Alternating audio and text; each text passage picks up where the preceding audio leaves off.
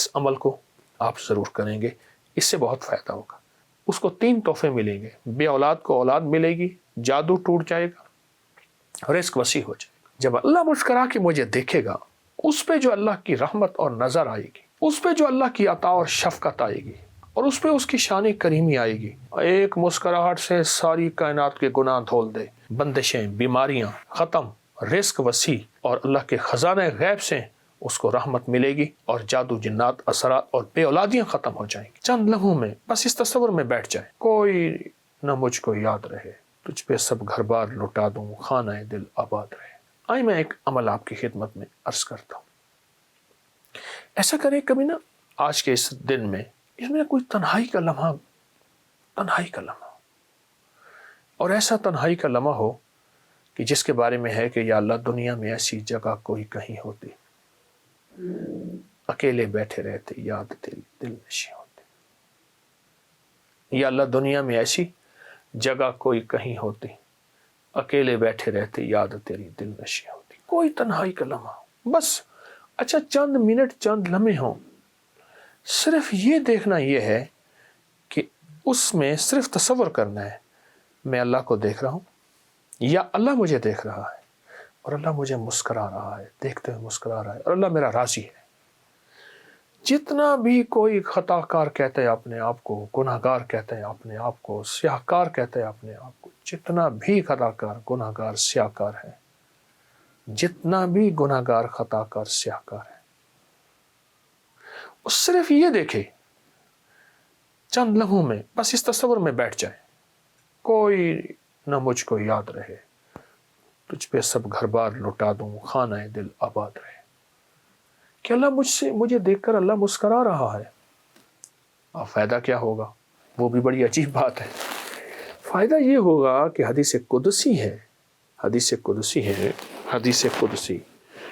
حدیث قدسی میں یہ ہے کہ اللہ پاک جل شانہ کہ کملی والے کا فرمان ہے، میرے بندوں میرے ساتھ جیسے گمان کرو گے میں ویسے معاملہ کروں گا۔ اے اللہ ہم نے تیری مسکراہٹ کا گمان کر دیا، اور تو یقیناً ہمیں مسکرا کے دیکھے گا۔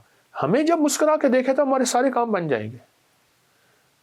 مجھے ایک صاحب کہنے لگے، وہ وہاں سعودی عرب میں تھے، تو کہنے لگے میں وظیفے پڑھتا گیا اپنے کفیل کے پاس کہ میرا پاسپورٹ واپس کر دے گا، میں نے چھٹی پہ جانا ہے، میں کیا ہوگا، کیسے ہوگا۔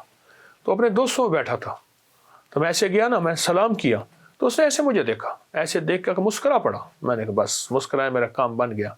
کہنے لگے کیسے آئے؟ میں نے کہا جی یہ کام ہے۔ اس نے اپنے جو ہے خادم کو بلایا، انہوں نے کہا جو یہ کہتا کر دے۔ کہا کہ اس کی جو مسکراہٹ تھی، اس مسکراہٹ نے مجھے امید دی کہ میرے کام بن گئے، میرے مسئلے حل ہو گئے، میری مشکلیں دور ہو گئیں، اور میری ناکامیاں ختم ہو گئیں۔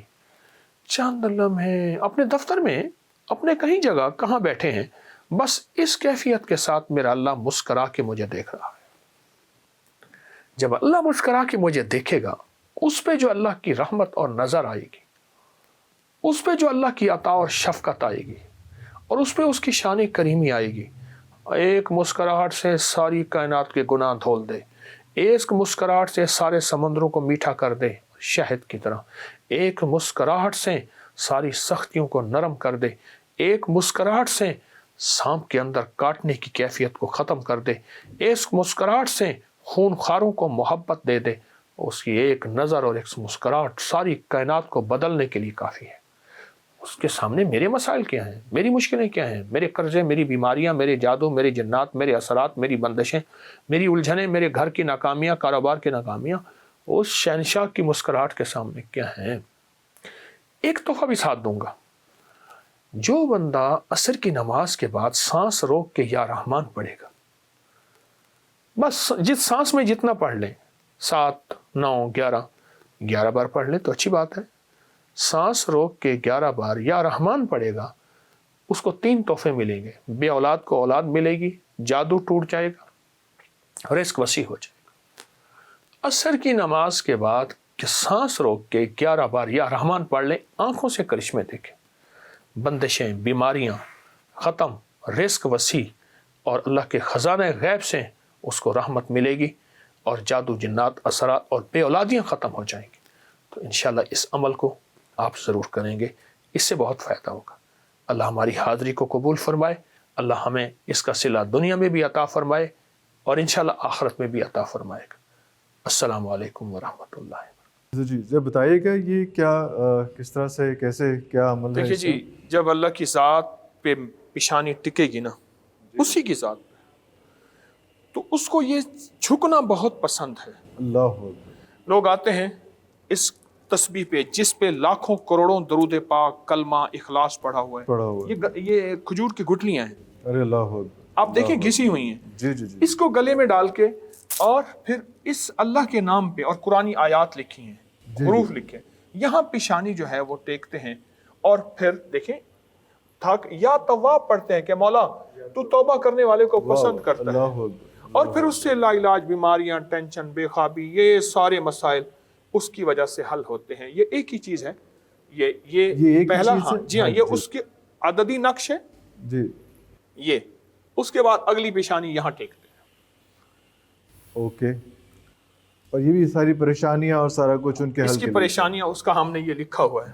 اچھا، جو صاحب یہاں نہ آ پائیں وہ ویسے اس یا توابو کے نام سے بہت زیادہ کر سکیں اور اسی طرح سے بہت تاثیر ہے اس میں، کیونکہ رب کو ندامت پسند ہے، ایکسکیوز می اللہ کو پسند ہے۔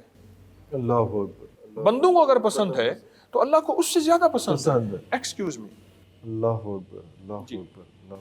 اور یہ جادو شکن طلسماتی خنجر جو ہیں یہ ہیں، اس کے اوپر ہم نے قرآن پاک کے وہ حروف ہیں جن پہ نقطہ نہیں ہے۔ اللہ اکبر، 13 قرآن کے وہ حروف ہیں جن پہ نقطہ نہیں ہے، انہیں ہم حروف صوامت کہتے ہیں۔ نقطہ نہیں ہے، یہ احدر، سستو، کلمو، یہ احدر، سستا، الف، ہا، دال، را، کوئی نقطہ نہیں، سواد، سین، سواد، طوا، عین، کوئی نقطہ نہیں، ٹھیک، اور کاف، لام، میم، واو، ہا کہ اس کا عمل ہے جہاں لکھا ہوا ہے کہ خبیث جنات، کالی چیزیں، اور اس کی وجہ سے یہ عمل سارا کا سارا اس پہ لگے ہوئے آپ 41 مرتبہ، 11 مرتبہ یا 21 مرتبہ یہ قرآنی حروف پڑھیں۔ تعویذ پہ لگے خنجر کے دستے کو دائیں ہاتھ سے پکڑ کر 11 مرتبہ، یہ جو دستہ ہے اس کو پکڑ کے، جی اچھا۔